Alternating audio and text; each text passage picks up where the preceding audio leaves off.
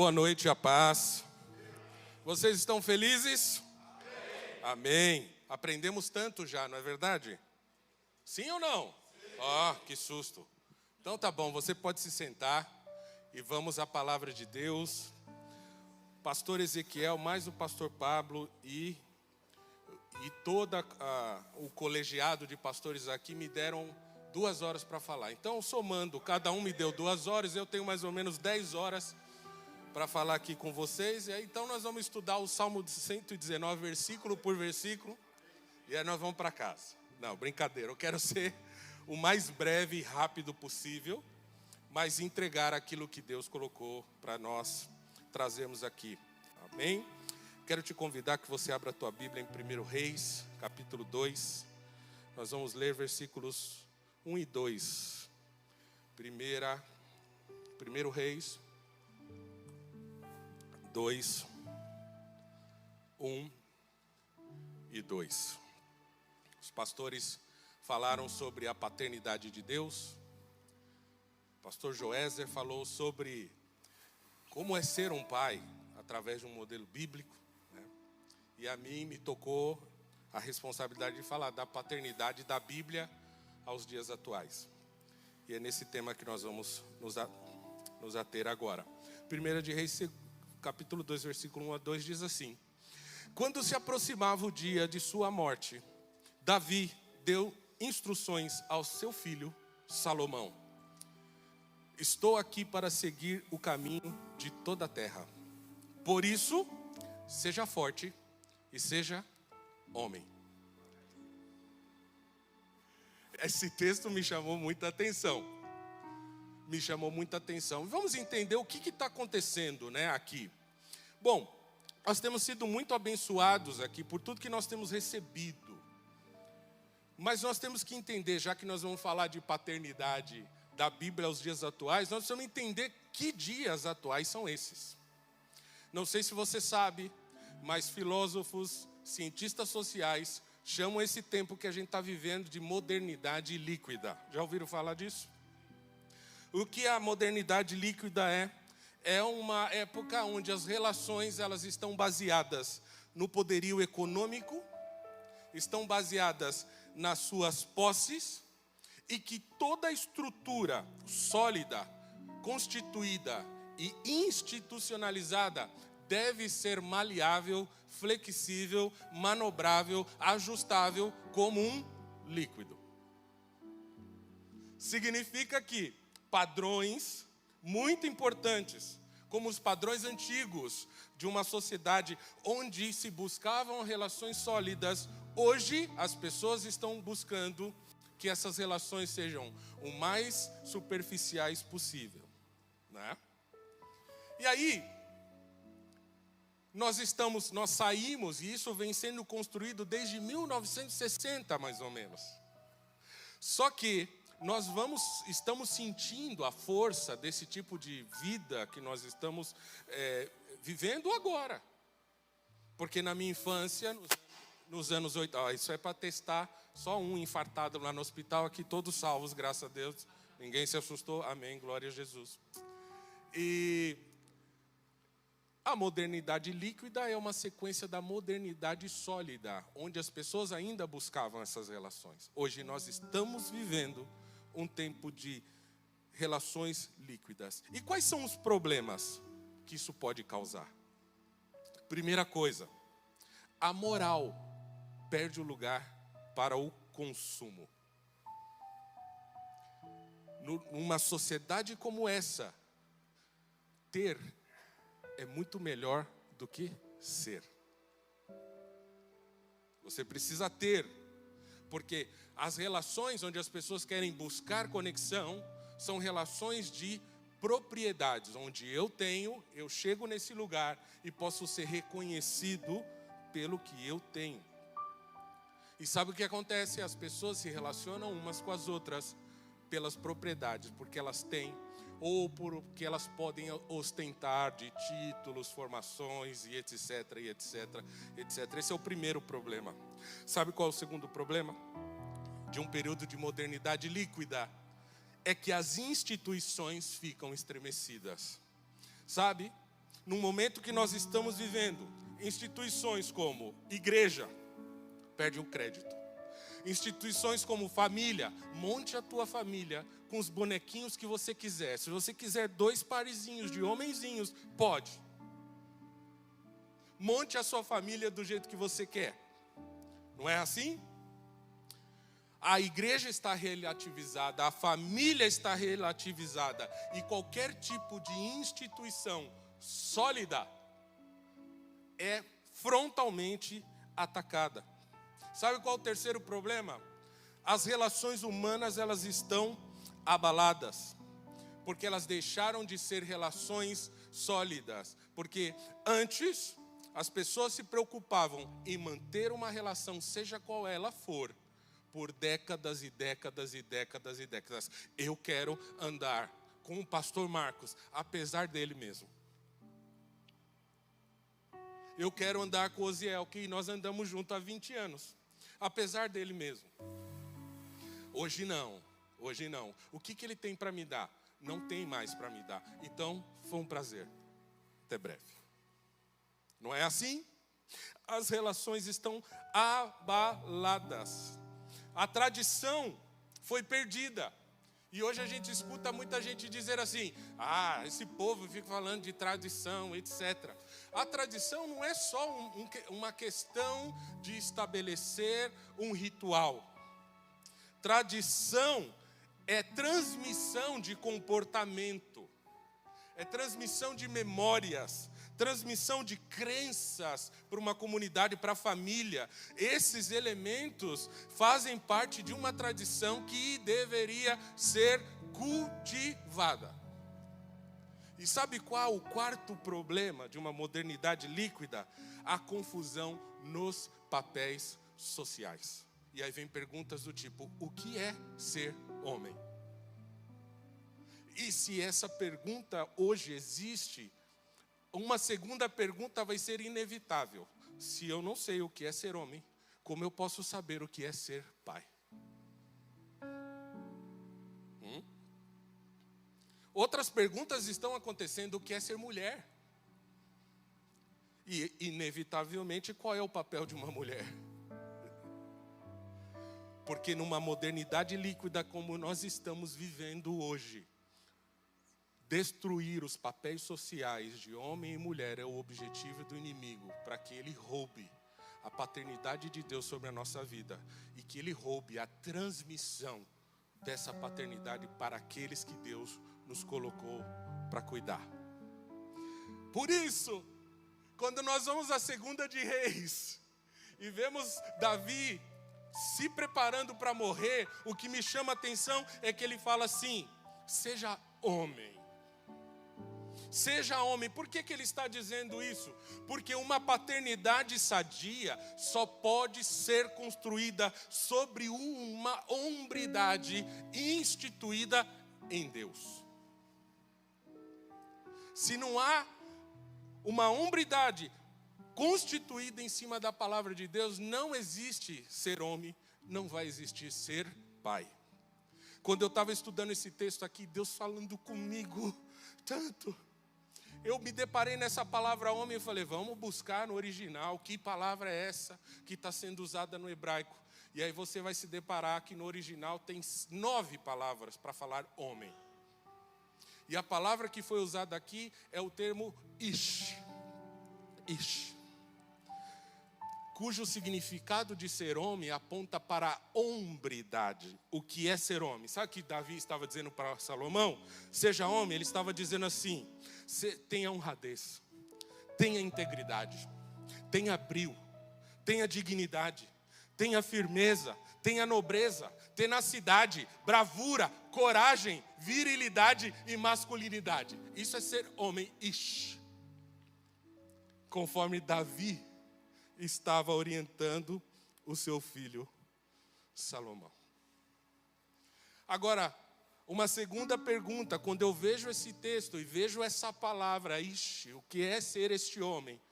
Eu vejo na sequência dos versículos, na nossa religiosidade, uma inversão de valores.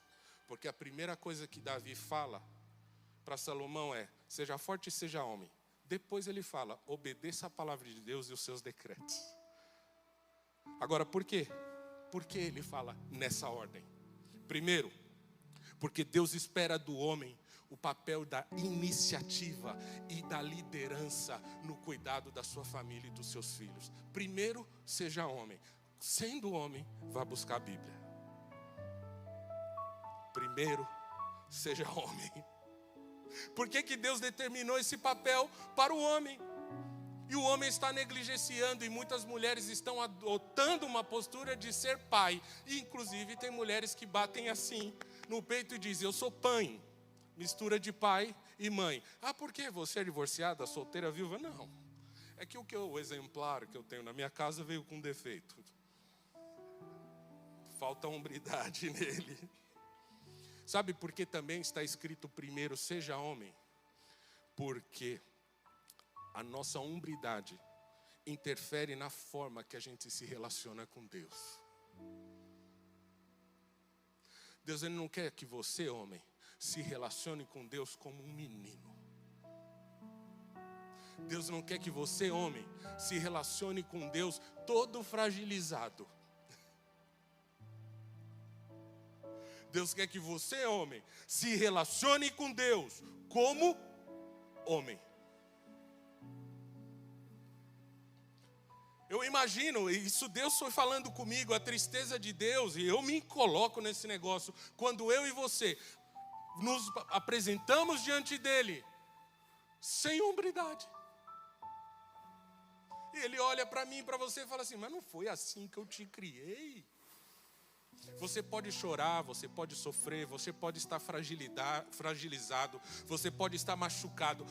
Apresente-se diante do Senhor sem nenhuma máscara, mas fragilizado, doente, ferido, agredido. Se apresente como homem. Eu sou um homem.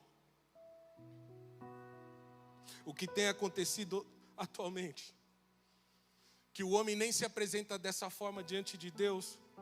E se não apresenta dessa forma diante de Deus, como é que ele se apresenta diante dos seus filhos? Como é que ele se apresenta diante desse modelo de vida que a sociedade está implantando e derretendo todas as estruturas de uma relação sólida com as instituições, a palavra de Deus, a igreja, a família e o evangelho de Cristo? Nós precisamos nos posicionar assim. Segunda coisa, por que ser homem? Porque nós precisamos reconhecer a responsabilidade de ser homem. Nenhum homem pode ser pai sem ser homem. E isso não tem nada a ver com gênero, tão somente. Isso tem a ver com o que é ser homem. Hoje os homens estão preocupados com o privilégio de ser homem. Esquecem das responsabilidades de ser homem. E é sobre isso que Davi está falando para ele. Antes de você pegar a Bíblia, assuma a sua responsabilidade de homem e pai, para você entender o que eu quero fazer através de você. Antes de mais nada, tome essa responsabilidade. É sobre isso que Davi está falando. O privilégio e a responsabilidade de ser um sacerdote. Ele está dizendo assim, assuma o teu papel com valentia, mesmo que vierem momentos difíceis. Sabe o que está faltando para nós na responsabilidade de sermos homens? Para que sejamos verdadeiros pais nesses dias atuais, é que nós devemos nos arriscar por aqueles que são nossos. Nós devemos nos colocar em perigo pela responsabilidade de guiar pessoas. Nós temos que nos colocar em perigo pela responsabilidade de criar a nossa família, de guiar os nossos filhos. Nós precisamos assumir uma responsabilidade. E entendendo isso, nós podemos então ser pai. E sabe, Davi está falando isso com seu filho Salomão, não é só porque ele era um pai biológico. ele era um pai no teor da palavra. Sabe por quê? Porque todos os problemas que Davi passou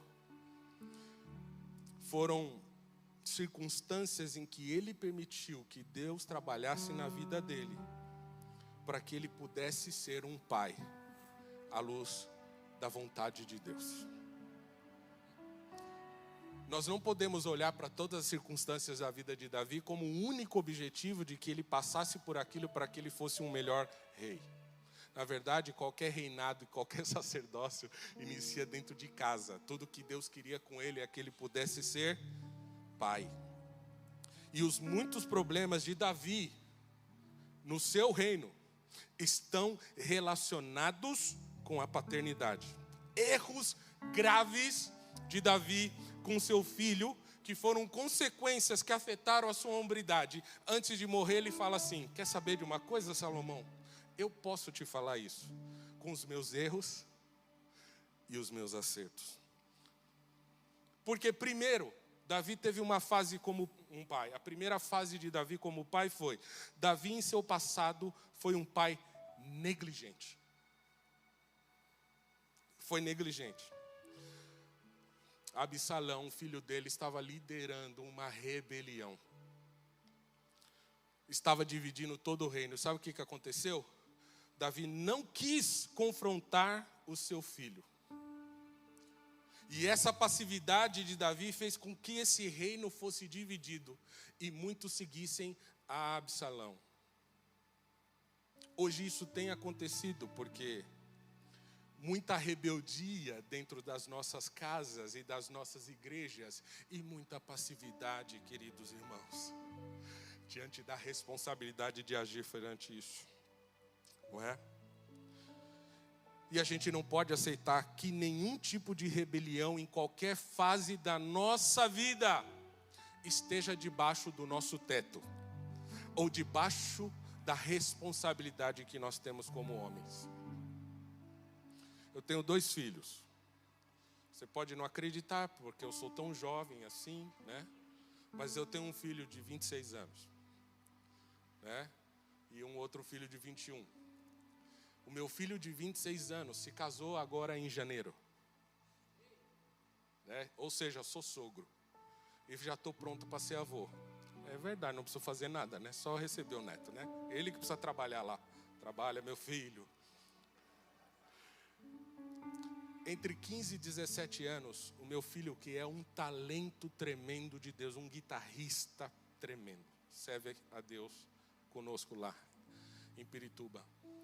Ele foi rebelde no mais profundo nível que você possa imaginar. Às vezes eu viajava, estava em outro país, e minha esposa, com meu irmão e alguns irmãos da igreja de carro pela cidade, atrás do Lucas.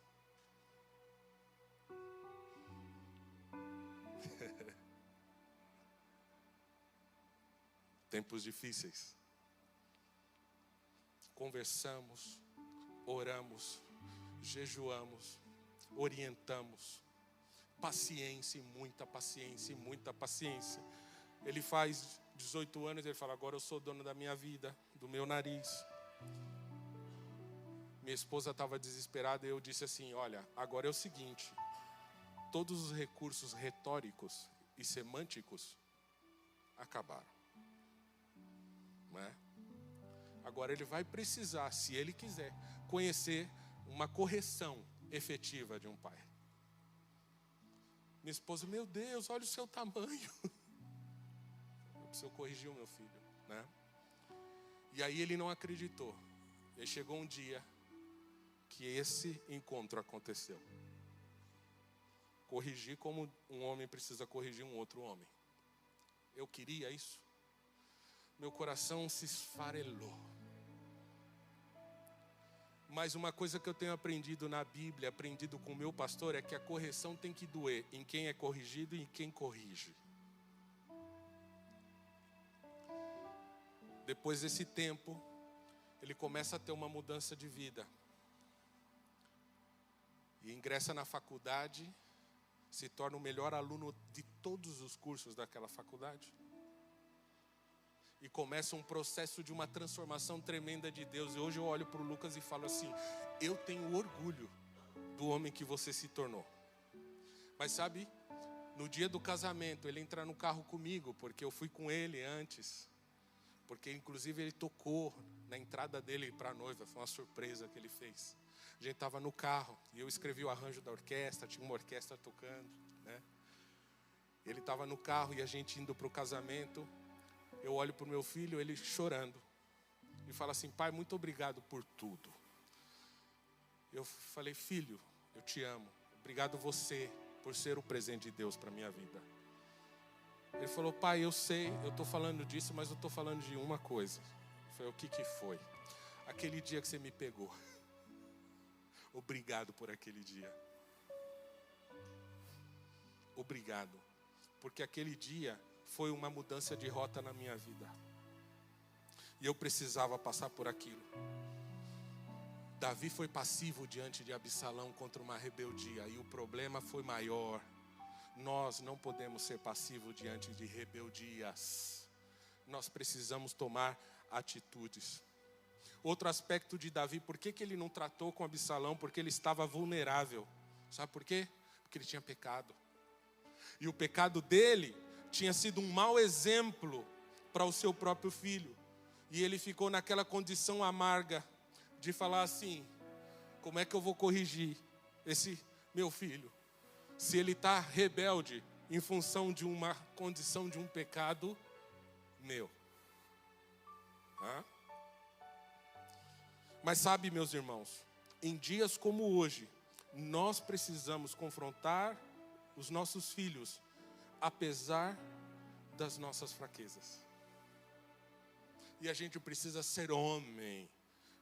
No contexto de Davi, ensinando para Salomão, para reconhecer perante Deus os nossos pecados e vulnerabilidades. E reconhecer perante a nossa família, se esses pecados se tornam vivos dentro do convívio da nossa casa. Em dias como hoje, se o teu filho vê um ponto vulnerável teu, se o teu filho vê um pecado teu e você não reconhece diante de Deus e até diante da tua família, ele fala assim: me rebelo contra esse cara. Como é que eu vou aceitar o que ele está me falando? Entende? Deus deu aos pais a responsabilidade de ser líder, de resolver com amor. Mas nós precisamos resolver diretamente cada rebelião. Se existe um espírito nessa modernidade líquida que está entrando na igreja, entrando nas famílias e talvez pode estar entrando já na tua casa, se chama rebeldia. E o livro de Apocalipse diz que esse pecado é como um pecado de feitiçaria. Nós precisamos combater. Nós não podemos aceitar. Esta geração, essa contemporaneidade está clamando por bons exemplos. Então nós estamos aqui analisando essa paternidade de Davi, que ela é super atual. Ele sai do passado de um pai negligente e caminha para uma vida de um pai que constrói muros de proteção para os seus filhos. As fundações de um muro de proteção para os filhos de Davi tem um nome: arrependimento, confissão dos seus pecados. A partir do momento que ele reconhece isso, ele não apenas se beneficia de estar livre disso, mas ele pode chegar diante de Salomão e falar: então, eu tenho uma história com experiências boas e ruins. Por isso eu posso dizer para você, antes de pegar as escrituras, seja homem. Antes de lidar com a palavra, se posicione como um homem, né? Porque a paternidade bíblica é esta: reconhecer que nós estamos em constante cuidado de Deus e que na palavra de Deus nós vamos encontrar a transformação da nossa vida, do passado ao presente, ao futuro, até o dia que o Senhor chegar. E aí, por fim, muito rapidamente, porque eu já quero ir terminando, desse texto, que eu só me fixei no primeiro e no segundo versículo, Davi, está falando com seu filho por 9 versículos. E aí o 10º versículo informa que Davi morre. Mas durante esses 9 versículos, a gente consegue ver alguns pontos aqui. Primeiro ponto de uma paternidade que precisa estar presente nos dias atuais: sensibilidade. Davi sabia muito bem quem era o filho dele. Ele estava sensível ao caráter, à personalidade, ao temperamento e ao dom do filho. Se nós queremos alcançar o coração dos nossos filhos com uma paternidade atual, nós precisamos, primeiro, estar sensível à voz de Deus. Porque sensível à voz de Deus, nós vamos estar sensíveis às necessidades dos nossos filhos. Muita coisa passa dentro da tua casa sem que sequer que você saiba. Porque você não está sensível, muitas vezes, à palavra de Deus. E não está sensível às necessidades dos seus filhos. Quanto mais sensíveis nós estamos à ação de Deus, reconhecendo o seu agir, nós vamos estar mais aptos a perceber as demandas dos nossos filhos. Nesses versículos de 1 a 9, entendam isso, antes da oração de Salomão com Deus, falando, me dá sabedoria. Do versículo 1 ao 9, do capítulo 2 de Reis, você vê Davi chamando Salomão 2 vezes de sábio. Sabe por quê? Porque ele estava sensível à voz de Deus e sabia qual era o futuro profético do filho. E estava sensível a observar o filho, saber os elementos da vida dele, do que Deus já havia colocado sobre ele. Sensibilidade. Segunda coisa, proatividade. Esse capítulo mostra aí que não foi Salomão que foi atrás de Davi. O versículo 1 diz, quando se aproximava o dia da sua morte, Davi deu instruções aos seus filhos. Chamou, vem cá meu filho, faça isso. Se você quer uma paternidade que esteja atuante hoje, assuma o papel de mentor espiritual, com entusiasmo e antecipação. Se antecipe aos problemas com os teus filhos. Chega perto dele. Entenda o que está acontecendo. A paternidade da Bíblia, ela é atual. Porque a paternidade de Deus é proativa. O pastor Pablo pregou que um pai desesperado de amor por um bando de filhos injustos e pecadores mandou um único filho santo para morrer por todos os outros. Isso é proatividade. Pai, se você quer ganhar o teu filho hoje com uma paternidade atual e bíblica, seja proativo, não espere nada não. Terceiro, intimidade. Intimidade com os teus filhos também. Você precisa, do versículo 2 ao 9, ele fala de novo. Você é sábio e saberá como fazer as coisas. Sabe o que ele estava dizendo? Eu te conheço, filho. Eu tenho intimidade com você.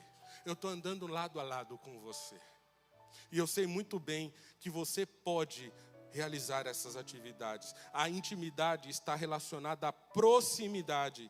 E proximidade está relacionada à integridade. Um dos sinônimos da palavra homem no hebraico, ish.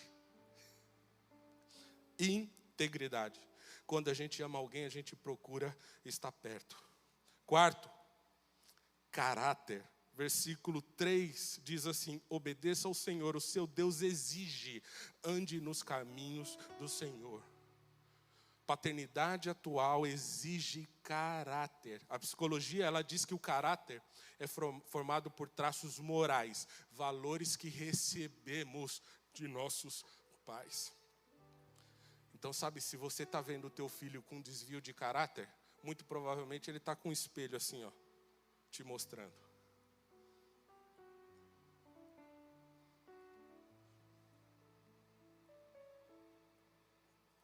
Precisamos lutar contra isso. Diálogo, comunicação, precisamos falar com os nossos filhos. E a última coisa aqui, que eu quero falar para nós encerrarmos. Davi ordena que Salomão obedeça. E se tem uma palavra fora de moda dessa modernidade líquida é obediência. É um verbo muito antigo, considerado démodé, ou como sem importância. E Davi fala: obedeça aos decretos do Senhor, aos seus mandamentos, às suas ordenanças e aos seus testemunhos, conforme está escrito nas leis de Moisés. Sabe, irmãos, nós somos criados para sermos obedientes. Satanás, ele vive para minar os nossos esforços de sermos obedientes. Nós temos que fazer tudo o que nós pudermos para promover o compromisso de fazer tudo que honre a Deus em obediência. Se você quer ter uma paternidade bíblica e efetiva nos dias de hoje, olha para este final de vida de Davi e fala assim: eu quero me relacionar assim com os meus filhos. Talvez você não tenha tido o melhor modelo de paternidade, porque apesar do teu pai te amar tanto, talvez ele não tivesse vivido a sabedoria de entender o que é ser pai à luz da Bíblia. Não se preocupe. O Senhor, ele pega o seu coração desejoso de entender paternidade e te dá graça, sabedoria para que você seja aquele pai que você não recebeu. Eu quero orar com você nessa noite. Queria ser rápido, porque eu não queria abrir mão de um tempo de oração. Eu quero te convidar, fique em pé no seu lugar. E depois de tudo que nós ouvimos nessa noite aqui, se apresenta diante de nós uma oportunidade de reprogramar a nossa paternidade.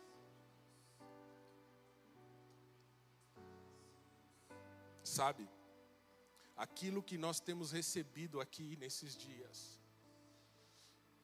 dia, são verdadeiros ensinamentos para que você não seja tão somente um pai poderoso dentro da tua casa, mas aqui, dessa conferência, vai sair um exército de homens, manifestando uma paternidade para mudar a vida de outros homens.